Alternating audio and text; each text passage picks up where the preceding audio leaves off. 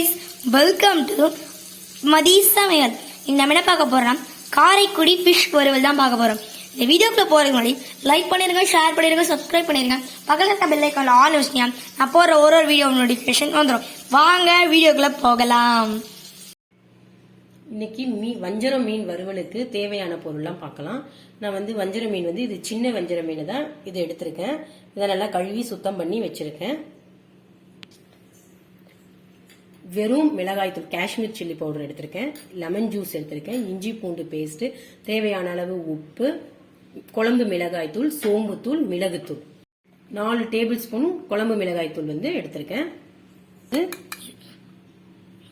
இதுல ஒரு 1.5 table spoon வெறும் மிளகாய்த்தூள், தேவையான அளவு உப்பு எடுத்து வச்சு 1 டேபிள் ஸ்பூன் இஞ்சி பூண்டு பேஸ்ட், கொஞ்சம் மிளகுத்தூள், ஒரு 1/4 டேபிள் ஸ்பூன் சோம்புத்தூள். இது எல்லாத்தையும் நல்லா மிக்ஸ் பண்ணிடணும்.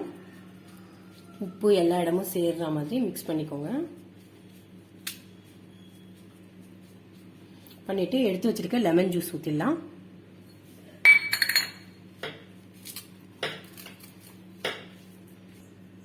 இப்போ லெமன் ஜூஸ் பத்தல, நம்ம தண்ணி ஆட் பண்ணிக்கலாம் கொஞ்சம்.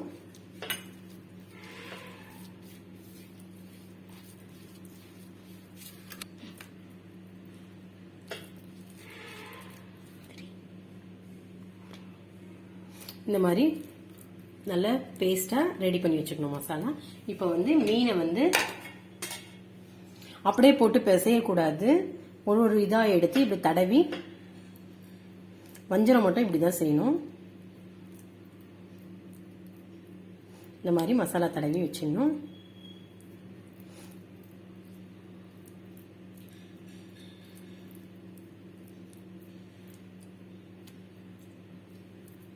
இந்த மாதிரி எல்லா மீனையும் நம்ம தடவி எடுத்துப்போம். எல்லா மீனும் இப்ப தடவியாச்சு. இதை ஒரு பாத்திரத்துல நம்ம எடுத்து ஃப்ரிட்ஜில் ஒரு 1/2 hour வச்சிடலாம். மசாலாலாம் நல்லா மீன்ல ஊறின பிறகு எடுத்து நம்ம வறுக்கலாம். இப்போ இந்த மீன் எல்லாத்தையும் எடுத்து ஒரு 1/2 hour ஃப்ரிட்ஜில் வச்சிடலாம். இப்போ மீன் மசாலா தடவி 1/2 மணி நேரம் ஆயிடுச்சு. அதை நான் வெளியில எடுத்துட்டேன். இப்போ எப்படி அதை பொரிக்கிறதுன்னு பார்க்கலாம். முதல்ல ஒரு தவாவை வச்சுட்டு கேஸ் ஆன் பண்ணிடலாம். தோசைக்கல் நல்லா சூடாகணும். இல்லைன்னா இந்த மீன்ல இருக்கிற மசாலாலாம் தோசைக்கல்லே பிடிச்சிரும். அதனால நல்லா சூடாகிற வரைக்கும் வெயிட் பண்ணுவோம். தோசைக்கல் காஞ்சிடுச்சு. இப்போ நம்ம ஒரு 2 டேபிள் ஸ்பூன் எண்ணெய் விடலாம். எண்ணெய் நல்லா காயட்டும்.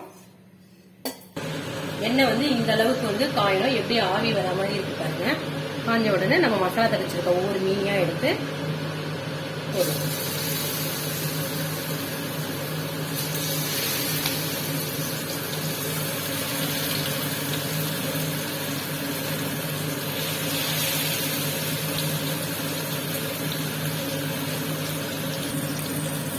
இப்ப மீன் ஒரு பக்கம் வெந்துருச்சு. நம்ம திருப்பி போடலாம் மீனை.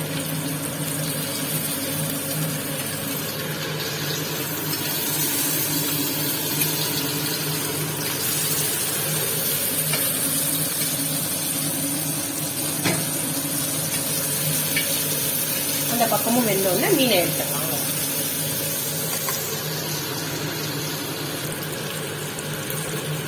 திருப்பி பார்ப்போம். பாருங்க, 2 பக்கமும் மசாலா நல்லா வெந்துருச்சு. தோசை கல்லுலயும் மசாலா ஒட்டவே இல்லை பாருங்க. இப்ப நம்ம இந்த மீனை எடுத்துடலாம்.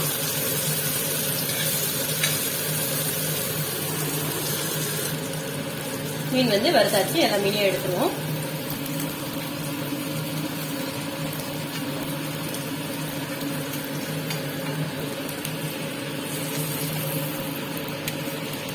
இதே மாதிரி எல்லா மீனையும் வறுத்து எடுத்துருவோம்.